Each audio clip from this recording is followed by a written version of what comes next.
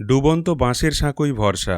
স্বাধীনতার এত বছর পরও ব্রিজের অপেক্ষায় কয়েক হাজার মানুষ। স্বাধীনতার ৮ দশক পেরিয়েও বদলায়নি ছবিটা। সভ্যতার অগ্রগতির গল্প যখন চারিদিকে, তখন পশ্চিম মেদিনীপুরের চন্দ্রকোনা ২ নম্বর ব্লকের ঘোষকিরা অঞ্চলের মানুষের জীবন আজও আটকে আছে একটি বাঁশের সাঁকোর ওপর। বর্ষার জলে শিলাবতীর নদী ফুলে ফেঁপে উঠলেই সাঁকোটি ডুবে যায়। তীব্র স্রোতে ক্ষতিগ্রস্ত হয় কাঠামো, তবুও থামে না জীবন। বুক ভরা ভয় নিয়ে ছোট ছোট শিশু, বৃদ্ধ, কৃষক, ছাত্রছাত্রী সবাই সেই ডুবন্ত সাঁকো দিয়েই পারাপার করে, কারণ এটাই তাদের বেঁচে থাকার রাস্তা।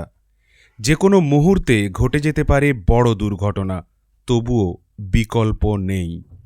ভগবন্তপুর ১ ও ভগবন্তপুর ২ গ্রাম পঞ্চায়েতের ৬ থেকে ৭টি গ্রামের মানুষের বছরের পর বছর নিজেদের অর্থে বাঁশের সাঁকো তৈরি করেন তাঁরা। বর্ষায় যখন সেটিও জলের তলায় চলে যায়, তখন গ্রামের মানুষই চাঁদা তুলে একটি নৌকার ব্যবস্থা করেন। প্রশাসনের নয়, নিজেদের টাকায় নিজেদের জীবন বাঁচানোর লড়াই। স্থানীয়দের অভিযোগ, সরকার বদলেছে, প্রশাসন বদলেছে, প্রতিশ্রুতির ভাষা বদলেছে, কিন্তু বদলায়নি তাঁদের ভাগ্য। বাম আমল হোক বা তৃণমূল আমল, আজও মেলেনি একটি স্থায়ী কংক্রিটের সেতু। নতুন সরকার এসেও সেই আশার আলো দেখাতে পারেননি বলে ক্ষোভ তাঁদের। প্রতিদিন ঝুঁকি নিয়েই নদী পার হতে হচ্ছে। বর্ষার খরস্রোতা নদীর ধারে বাঁধা থাকে একটি ছোট নৌকা, কিন্তু নিরাপদ ঘাট নেই, নেই পরিকাঠামো। তাই অনেকেই বাধ্য হয়ে ডুবন্ত বাঁশের সাঁকোকেই ভরসা করেন, বেছে নেন এই পারাপারের পথ। এই প্রসঙ্গে চন্দ্রকোনার বর্তমান বিধায়ক সুকান্ত দলুই জানিয়েছেন, ওই এলাকায় একটি স্টিল ব্রিজ নির্মাণের প্রস্তাব রাজ্য স্তরে পাঠানো হয়েছে।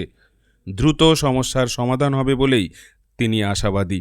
কিন্তু ঘোষকিরার মানুষ আর আশ্বাস নয়, একটি নিরাপদ সেতু চান, কারণ প্রতিটি বর্ষা তাঁদের কাছে শুধু বৃষ্টি নয়, ভয়, অনিশ্চয়তা আর জীবনকে বাজি রেখে নদী পারাপার। প্রশ্ন একটাই, আর কত বছর অপেক্ষা করলে একটি স্থায়ী সেতু পাবে এই কয়েকটি গ্রামের মানুষ?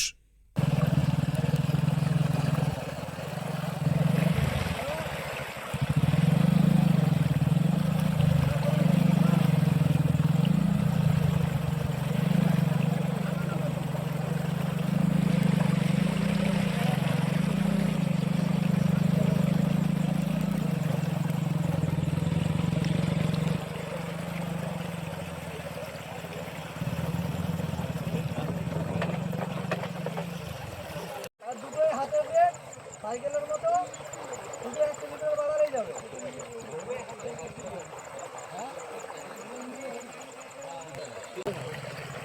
কার বলবেন?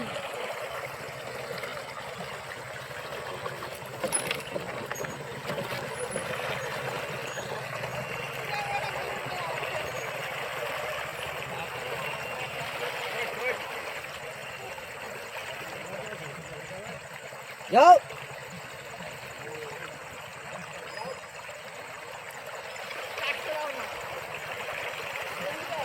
না স্টার্ট দিলেও রাখতে পারবে না, যাও।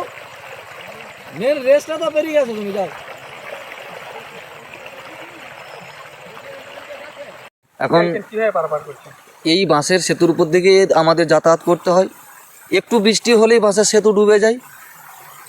আমাদের একটা নৌকা গ্রামবাসীরা একত্রিত হয়ে তৈরি করে রেখেছে, যেটার মাধ্যমে বৃষ্টি যখন অতিরিক্ত হয়ে যায়, জল বেড়ে যায়, তখন ওই নৌকার মাধ্যমে যাতায়াত করতে হয়। জল কমে গেলে তখন আবার বাঁশের সেতু। আর বাঁশের সেতু তো দীর্ঘদিন থাকে না, যখন বেশি জল হয়ে যায় তখন ওটা ভেঙে যায়, আবার প্রত্যেক বছর নতুন করে নির্মাণ করতে হয়। এইভাবেই আমাদের জীবনযাপন চলছে আর কি, যাতায়াত চলছে। নতুন সরকারের কাছে আমরা এখন আবেদন করব যাতে আমাদের একটা যাতায়াতের সুব্যবস্থা হয়, একটা ব্রিজ পাকাপাকিভাবে ওনারা করেন, এটাই চাইব। আমার নাম পথিক মণ্ডল। ওতেই জাহাজ করে যাচ্ছি, জুতো খুলতে হবে, সাইকেলটা জাহাজ করে ধরে নিয়ে যাবো। পাটা মাঝখানে খুলে পালিয়ে গেছে নাকি, বাঁশ বাতা খুলে পালিয়ে গেছে নাকি, পা গলেও যেতে পারে। এই দুর্গমতে যাতায়াত তো করতেই হচ্ছে, ওইভাবেই বেঁচে আছি। সরকার তো জলটা তাহলে কবে থেকে বাড়লো? জলটা সকাল থেকেই বাড়ছে। সকাল থেকেই বাড়ছে। জলটা সকাল থেকেই বাড়ছে। সরকার তো পোল ভেঙে গেলে? পোল ভেঙে গেলে এবারে নৌকোয় যেতে হবে, নৌকোয় আরো দুর্দশা বেশি বাড়বে।